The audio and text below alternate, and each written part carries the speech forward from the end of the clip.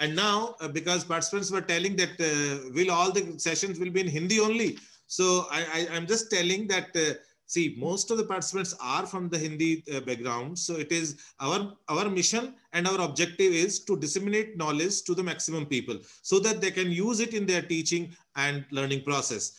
But now we have an expert from the South India only. So don't worry that we are going to have this session in English, and I will try to give a recap in Hindi later on.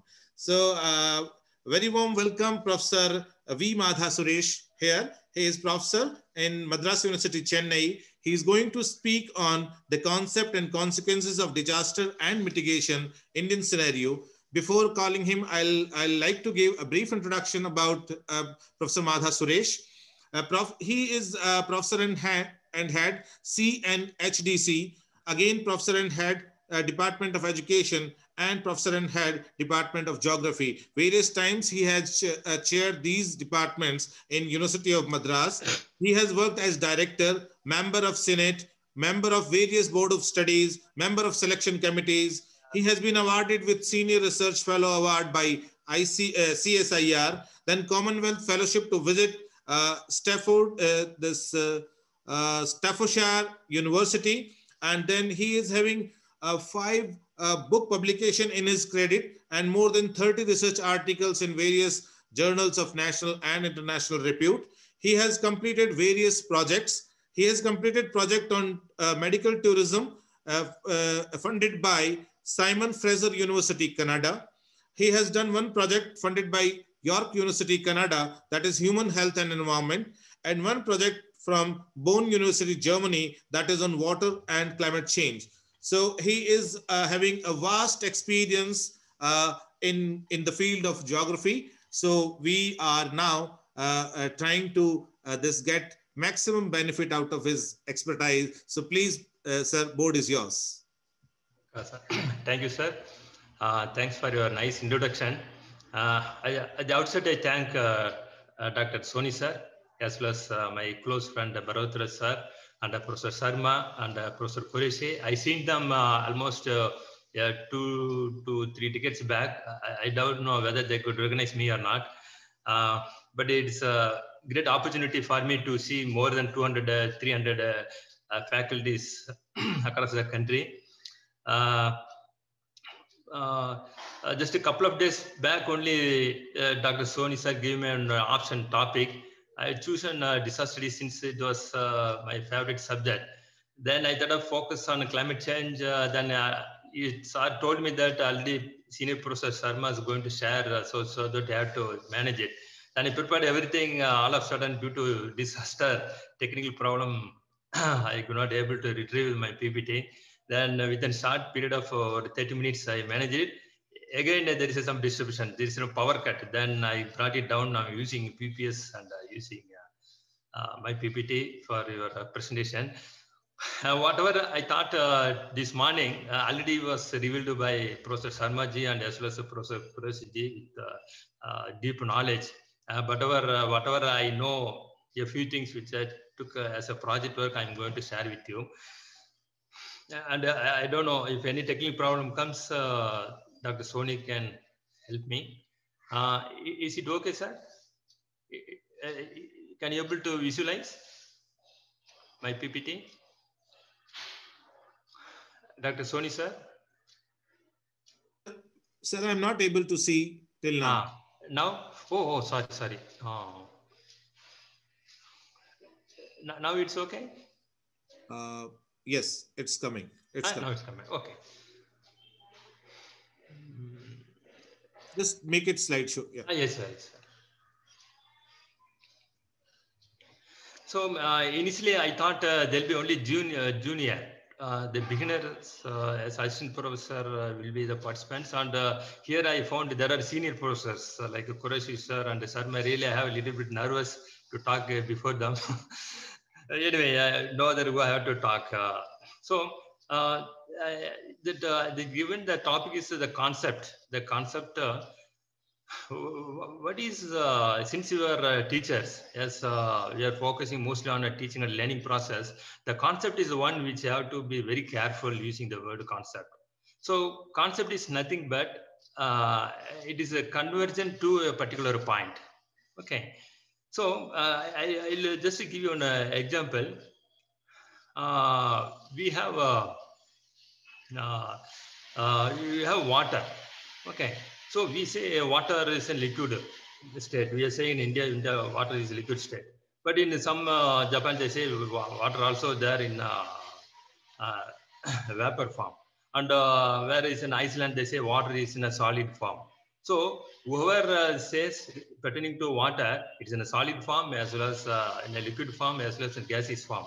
So finally, even if you tell the same statement to many scientists or faculties, even normal men, people certainly they will accept it.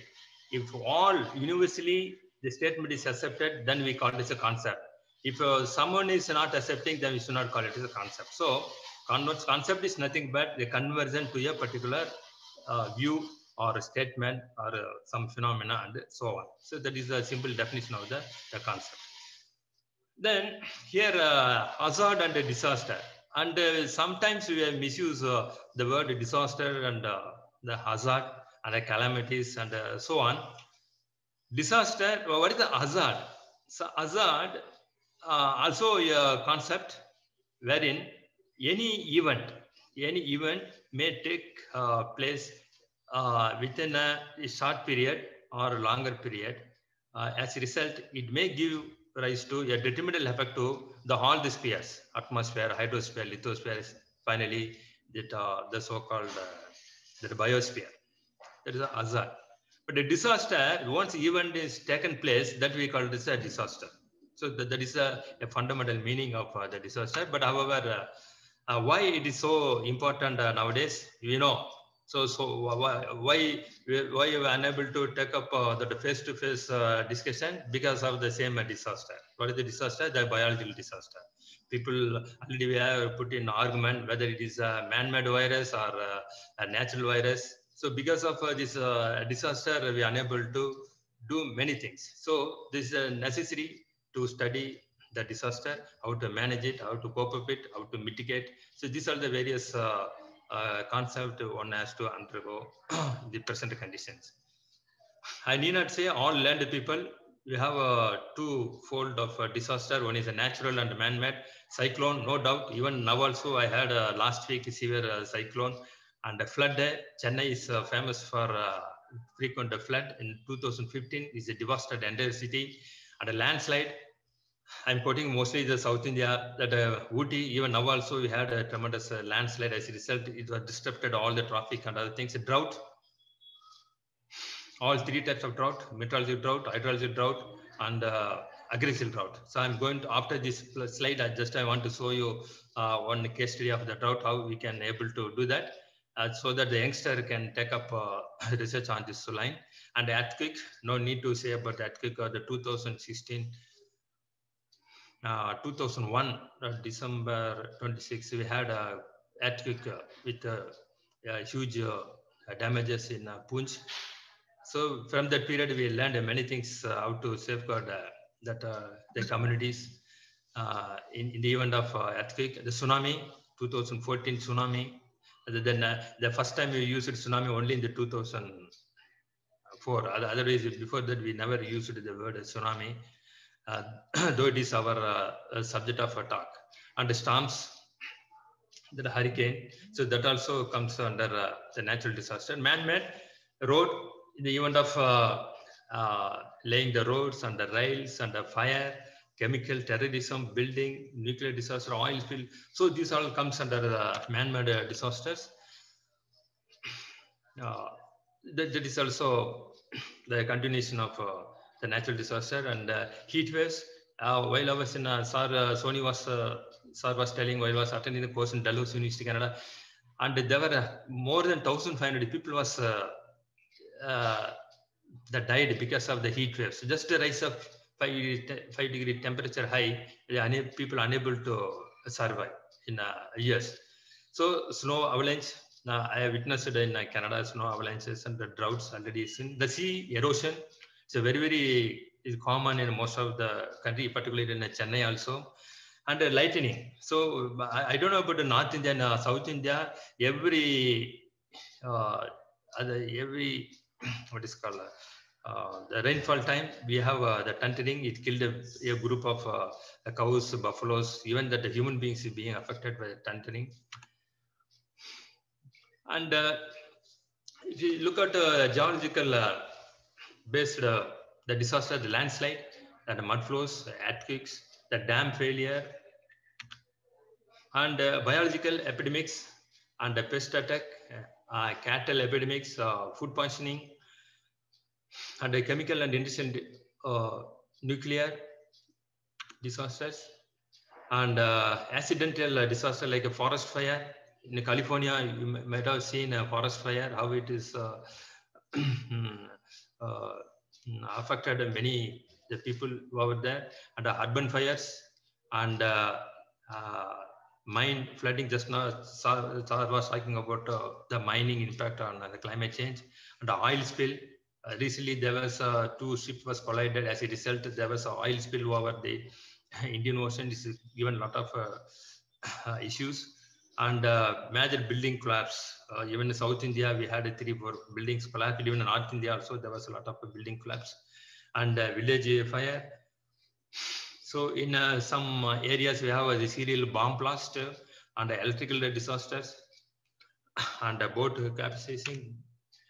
So how to manage all those things? We have a stakeholder approaches. Stakeholder is the people who are in the respect of state government, central government, scientists, local communities, teachers, doctors, nurse, army. So all the stakeholders, they have to come forward to mitigate or get involved in the risk process.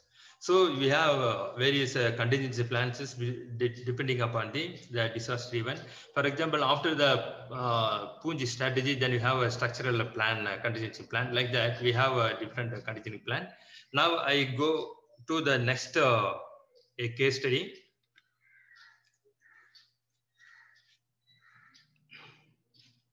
That is one of my student project work. Using geoinformatics, how we can able to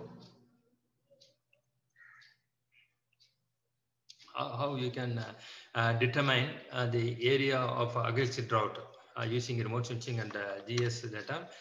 So in the beginning itself, I said we have 3 types of drought: meteorological drought, and the hydrological drought, and the aggressive drought. But for case study, I took aggressive drought. It is easy to collect data from the satellite imagery. What is the meteorological drought? Once that that area experiences the dryness, we call this meteorological drought. The hydrological drought, the deficiency of the rainfall, and the aggressive drought, the moisture content on the soil. So these are the basic fundamentals of 3 drought. For the purposes, we take an aggressive drought. And in Kerala, a beautiful country, and a different landform features, and the drought is very often found over there. And not as a result, it gives a detrimental effect to the agriculture, even for the animals, including the human beings. Getting a potable water is not easy conditions during the drought period. And using the satellite imagery as well as the survey from the topography, we drawn that drainage about the streams, rivers, the pond, lakes, and all the water bodies has been incorporated in this study area. And we consider rainfall and the temperature to study the conditions. And after the study, we also go to that field work. We have to educate the people how to cope up with the drought time.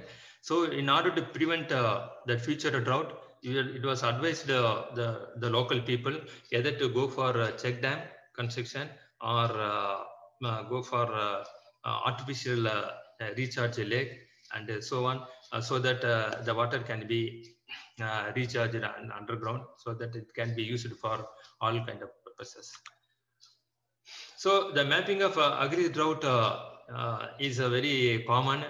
Not only geographers, many scientists, even the other humanities also making use of our geographical maps. And why we required the drought map? Because once the drought is occurred, either 3 of the drought, and the government, irrespective of state and central government, wanted to know what are the area are likely to be affected by the drought, whether it is a severe or a moderate or the low, so that accordingly they can make out create a contingency plan to distribute any kind of the measuring, the measures like some money or certain implements or some help to the farmers. So this is the basic requirement of having this kind of map. So this is a basic district comes under the study area: Kasaragod, Kannur, Wayanad, Palakkad, and Thiruvananthapuram. So these red hotspot are we have taken the cadastral level map. That's why we are unable to see in a clear picture. This is a little enlarged one, and these are the various the panchayat. I don't know how in the North India we call it a panchayat, but we say panchayat. Each panchayat probably may have 30 to 40 villages, and we have gone for the village level map. So the red, the pattern is shows the area under the ugly drought, whereas the yellowish color shows the it is just like arable land. It is not affected much by the drought. So this map also shows the very severe and the moderate. The next picture may give you more the precise information. This is again drought based upon the basin wise identification of a drought, the study area. This is the percentage wise set out, and in which village the percentage of drought is high, medium, and low. So this map shows the very severe drought area, so that for the planners and the policy maker it will be very useful. And the next one is a very severe one, and it is a moderate one. And so like that we can create various drought map in order to mitigate the future drought issues in the study area. I'm going to show the next case study. That is also my project funded by UGC. Professor Vaidya was that time a subject expert who awarded this project. Professor Sharma sir already told many things about the climate change. That's what I want to keep away from the climate change. If time permits, just to touch upon this climate change. So the climate change here also, there is some that the concept is not understood by many people here. They say climate change and global warming are one and all same. Okay. So global warming in the normal time we say a rise of temperature from the normal level, we call this global warming. Climate change, normally we take it for a longer duration, about 30 to 40 kilometers of in a geographical area. All the weather phenomena we consider.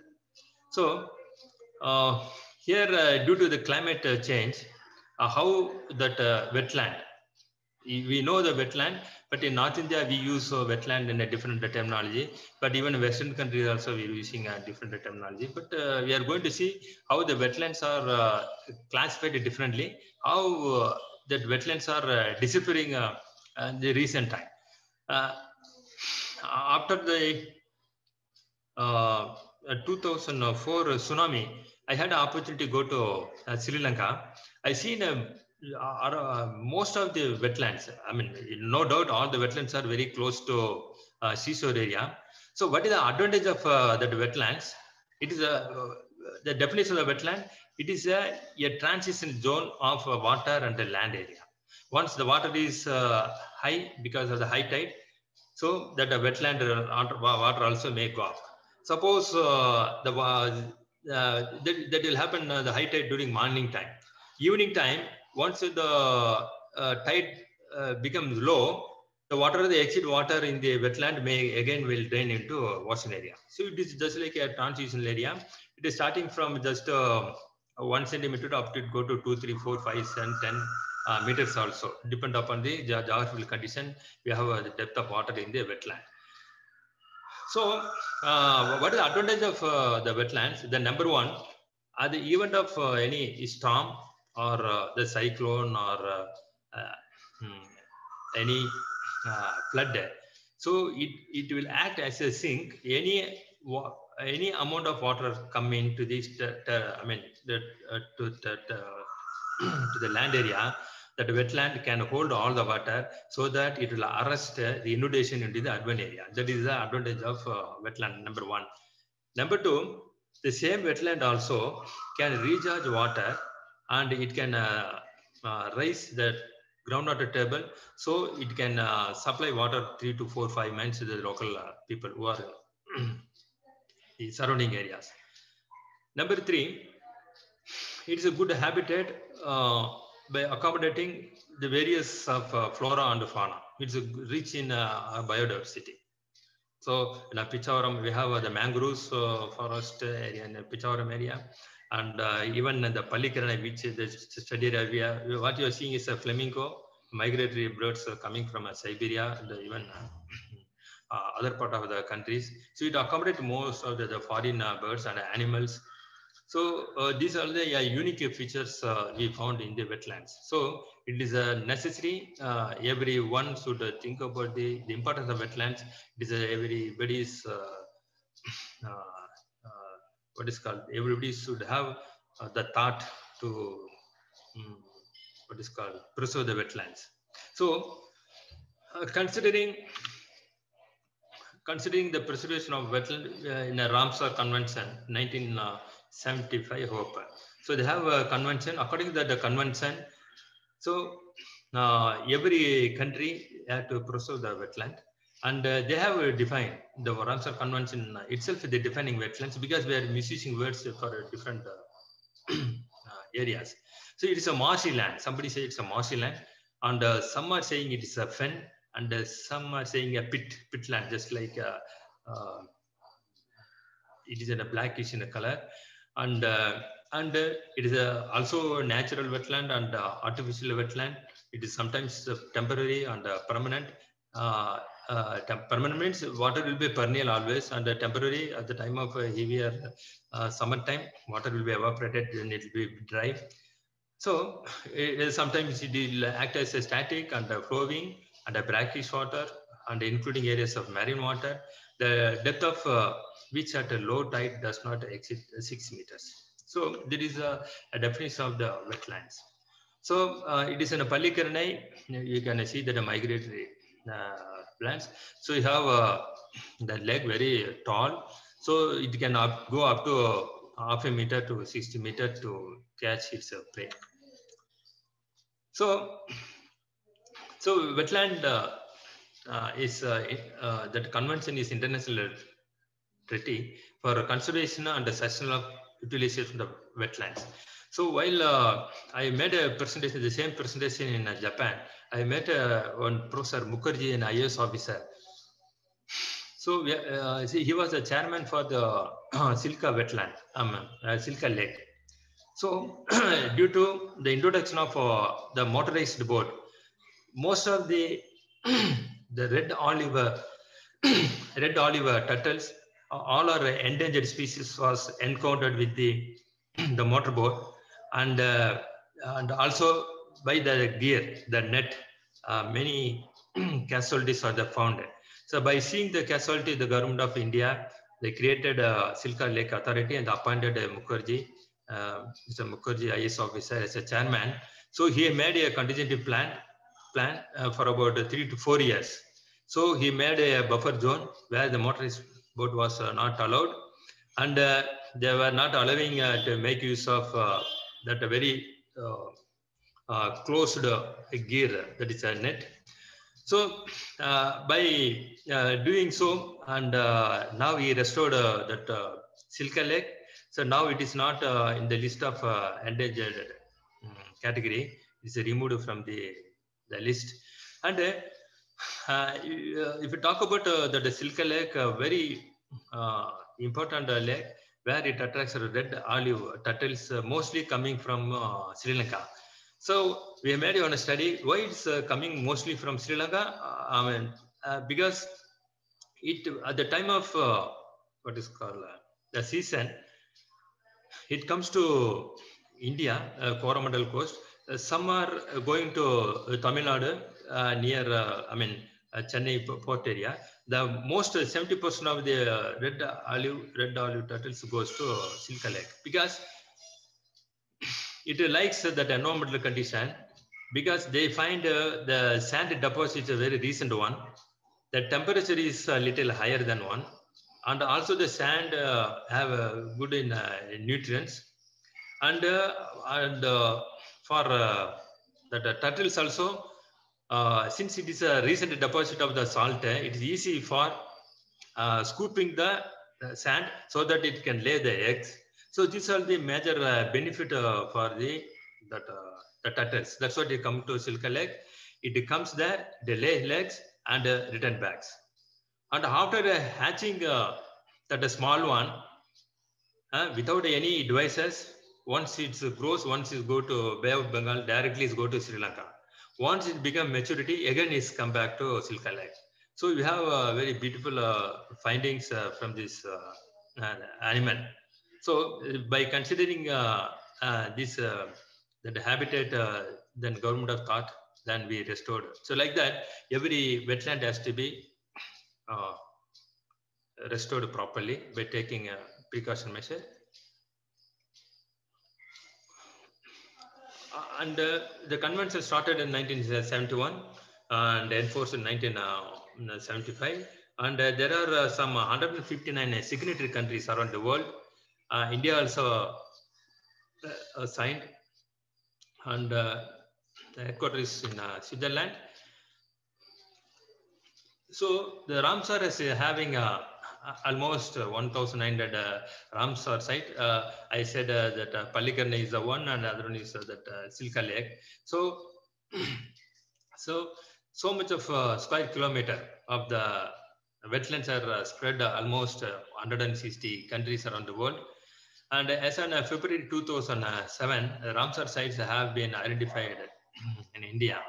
And Kanyakumari, you people often come to Point Kalimar, and we have a very good wildlife bird sanctuary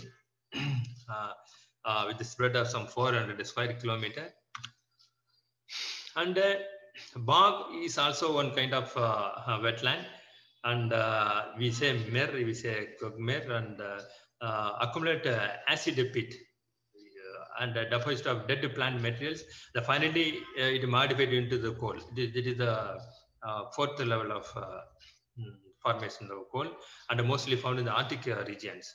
So water flowing out of bogs has a characteristic brownish in color, and it is distributed mostly in the cold countries. So this is the bog.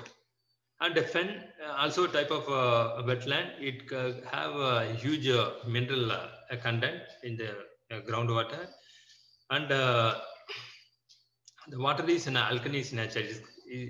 The pH value is more than 7, and it is having a rich in dissolved minerals level. So this is a bog, mostly found in the North India. A swamp, we use swamp, mostly found in the flood area, flood prone area. And it is a dry land and covered aquatic vegetation. As Iconia kind of a plant can be seen widely in most of the area. And it's also tolerated periodical inundations. So any amount of water comes, it can be withstand. So the swamps are very slow moving water, And the Vaisakam swamp is the largest swamp in Siberia. So a classic example of swamp which is shown in the Siberia. And the floodplain, and you might have seen Ganga and Brahmaputra, you might have experienced the floodplain. And pit, I said, is the fossil of that parent material, and it's generally forms a wetland or a swampy forest. And if you look out that the volume, it comes more than 4 trillion square meter in the world. It covers almost 2% of the area. So what is the present condition of that wetland? So some 570 million hectares of land, mostly composed of wetlands. 30% are bogs, so 26 are fens, and swamps occupy 15%, the floodplains 2%, other lakes. So further, 24 million hectares of mangroves. So why we consider a mangrove is a very important forest or ecosystem or habitat. So we have millions of, mangrove is not a single plant.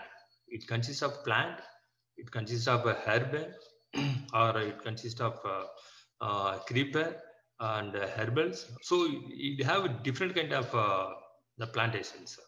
So what is the advantage of the mangroves? In event of any severe seawater intrusion or waves, it can be reduced the speed of the waves so that it can arrest the force. So it will minimize the effect of the force of water into a neighbor residential area. So that's why after the tsunami and people came to know that the importance of the mangrove. Now we are growing the mangrove, but the mangrove we can found only in the where the fresh water and salt water mingle, that area only we can bring up mangrove. We also made one study, mangrove studies near Pichavaram. It is given a very good result. Sir, are you able to hear my voice? Yes, yes, sir. Yes. So already I made a mention, it acts as a filter so that it can arrest all the pollutants and gives rise to purify water for the potable purposes, even irrigation and other purposes. And already mentioned, it controls the flood and also control the erosion due to that cyclone. And the vegetation in the wetlands also prevent the soil erosion, and it rich in the biodiversity, and it gives the biological mass, good mass, and it also pave way for various nutrient cycling.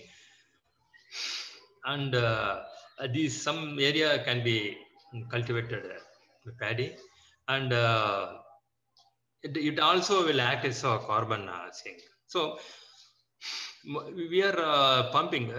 We say human civilization started about 60,000 years back, and they say just 10,000 back only we started to live with the modern civilization. So when the person started with the knowledge of the scientific knowledge. So if we say scientific knowledge, we cannot say which date, which time, which event is scientific knowledge. So people say roughly the person when they find the fire, when they find that what is called the wheel. So that is the area where the scientific knowledge has been taken place. So assume that when they find the fire, they normally fire, they have to make use of that carbon only, wood. So once they make a fire, just imagine from that period till now, how much of wood we have burning, how much of coal, different type of coals we are burning, how much of the carbon fuel is burning. As a result, we really so much of carbon dioxide are being released in the atmosphere. So if you, there are two types of theories as portrayed by scientists, and one group of scientists says that all the accumulated carbon dioxide being accumulated in the atmosphere, sometimes if the stress occurs, sometimes it may explode. And many scientists postulate say that many of the carbon dioxide is being absorbed by the ocean water. As a result, the ocean water also will become a carbonic acid. As a result, it may give rise to the toxic to the aquatic animals. So there is an advantage as well as a disadvantage. The presence of wetlands also will act as a carbon sink. So the negative point is that the breeding ground of the mosquitoes, particularly dengue. Dengue is not our the Andes. It's not a origin from India. It actually came from South America. While we were importing all the logs, wood and the log, it came very intelligent, very intelligent mosquito. Sir, still how much time is I have, sir? Sir, time is almost over. Almost over. Oh, sorry. Oh, extremely sorry, sir. Okay, I don't want to make explanation further. So wetlands also the source of releasing good amount of methane, and now we can tap and we can use it for other purposes. So 90% of wetlands in New Zealand have been drained since European settlements predominantly create farmland. And the same case happened in the Sri Lanka. Since 2001, every year I used to go to Sri Lanka. And after the 2004, government of the Sri Lanka wanted to provide a settlement for the local people, so they closed all the wetlands. They erected a new settlement. So most of the foreign NGOs, they came in, they created. So as a result, they lost many wetlands. And wetland destruction is a phenomenon in the United States where 9 million hectares of wetlands of the Gulf of Mexico has been destroyed. So, since there is no time, just I run the slide, and wherever there is necessary, then I'll talk. Otherwise, just run, since time is very short. It is lunch time. I don't want to eat away your time, please. So the condition conducted by the NASA. It is an Indian scenario. Some 70–80% of the freshwater marshes are in the Gangetic flood area, and every year the depletion rate is very high. What are the reason for that? Urbanizations, the human activities, agriculture activities, actions of activities, and hydrologic activities, deforestation, pollution, salinization, aquaculture introduced alien species, and climate change. And as a result, it gives rise to the various issues, groundwater issues, and the natural disasters like a cyclone, tsunami gives rise to more devastation and a loss of biodiversity. And also the stream and river channel chemistry will be altered, and the food shortages, and the rising of carbon dioxide, soil erosion, and I'll already explain. So it is a classic example of the distribution of wetland around the world. It is Ramsar sites in India. So these are the different wetland state and area. So Silka Lake, I said Silka Lake, and Vambanad, Kerala, both are very largest one. Chennai study area. Global warming. So already Professor Sarmaji has explained how the climate changes keep on increasing the past few decades. Means the dual role of wetlands. Sir.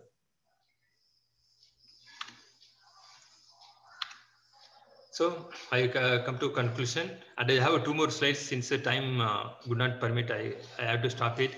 So the destruction of all wetlands will double the amount of carbon dioxide in near future, and the temperature also may rise 10 to 50 degrees in the future, and Earth will become inhabitable and result in the end of the human race. So with this, I conclude. Really, I'm sorry that I could not complete in a time. And there are 2 more slides. Again, the case study I wanted to show to you because of the time constraint. I stop it here. I once again thank the organizers, and in particular Dr. Soni and Bharat Raj for giving me the opportunity to share of my few thoughts and the research work to the the various participants who are involving in this program. Thank you, sir. Thank you, sir. Thank you very much. You can share your slides with us that we can share with participants if it is possible.